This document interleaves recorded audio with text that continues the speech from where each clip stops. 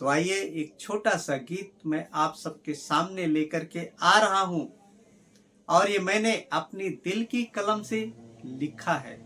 तालाब नहीं बनना है मुझको जो स्थिर हो जाता है, नदी का पानी बहते बहते कितनों की प्यास बुझाता है। हरि ओम हरि ओम हरि ओम हरि ओम।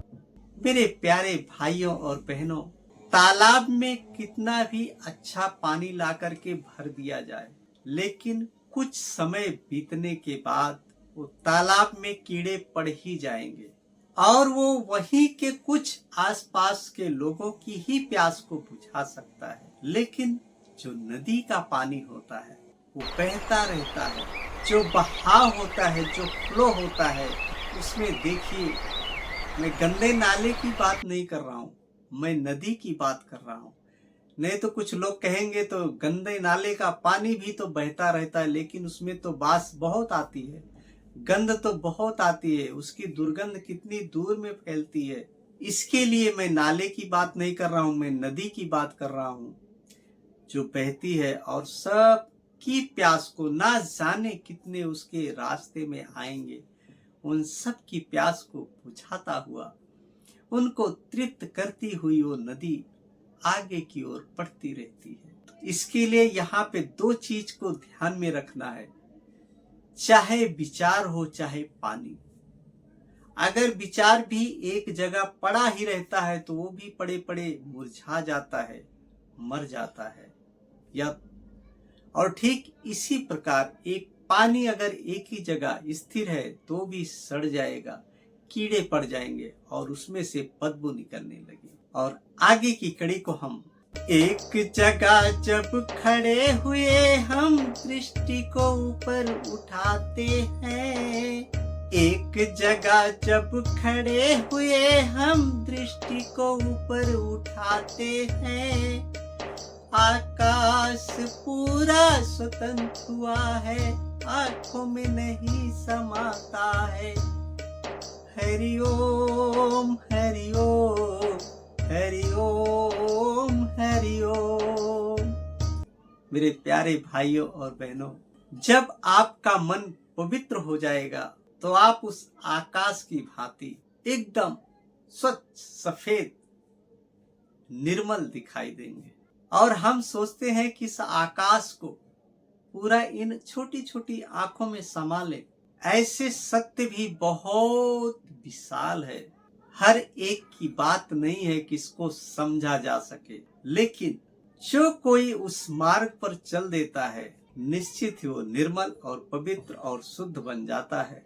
तो आकाश को ही नहीं, पूरे ब्रह्मांड को, ये हमारी काया एक ब्रह्मांड ही तो है, पूरे ब्रह्मांड को इन आंखों के अंदर समाया जा सकता है, लेकिन वो विचारों के माध्यम से, ना कि इन आंखों की माध्यम से। आगे की कड़ी जो है ना बहुत ही खूबसूरत है। लाख जतन कर कर के हमने मानुष तन को पाते हैं, थोड़ी थोड़ी गलती करके इसको मिट्टी में मिलाते हैं, थोड़ी थोड़ी गलती करके जीवन को मिट्टी में मिलाते हैं। हरि ओम हरि ओम हरि ओम हरि ओम। मेरे प्यारे भाइयों और बहनों, न जाने कितनी जतन करने के बाद, न जाने कितना परिश्रम करने के बाद हम सबको ये मनुष्य तन मिला है, तो हम ऐसी भूल ना करें कि हमारा ये जो जीवन है फिर बर्बाद हो जाए, दुर्गति को प्राप्त हो। इससे अच्छा है हम अपने आसपास देखें, कितने जीव जंतु मिलेंगे आपको देखने के लिए। चींटी से लेकर के आपको हाथी तक के जानवर आपको देखने के लिए मिलते हैं। क्या आपको देख करके, इन सब प्राणियों को देख करके अपने इस मनुष्य तन पर थोड़ा भी ख्याल नहीं आता कि हम इन सब से क्यों श्रेष्ठ हैं? हमें ये जो मनुष्य तन मिला है बहुत जतन करने के बाद मिला है, तो हम इसे व्यर्थ में ना गंवाएं, सत कर्मों में लगाएं और सही जगह पे चले। काम, क्रोध, लोभ, मोह, इन सभी दुर्गतियों से हमें बचना चाहिए, बचना चाहिए। आगे की कड़ी देखिए क्या कहती है। कंचन जैसी काया हमरी, समय रहते ना सचेते हैं, पाप पुण्य को हमने न समझा, बाद में बहुत पछताते हैं। हरि ओम हरि ओम हरि ओम हरि ओम। हे प्रभु, हे कृपा दया के शंकर, सोने जैसी काया, समय रहते हमें जागरूक हो जाना चाहिए, नहीं तो हमारे इस जीवन में पछताने के अलावा और कुछ नहीं बचेगा, कुछ भी नहीं।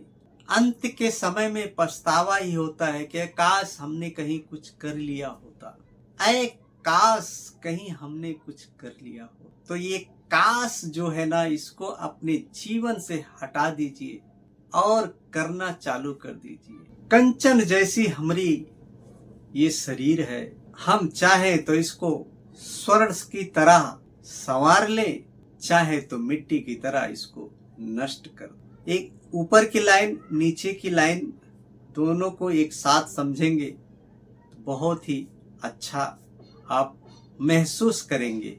आपको कैसा लगा कमेंट करके जरूर बताएं, और इस गीत से आपने कुछ सीखा है तो कमेंट करके जरूर बताएं।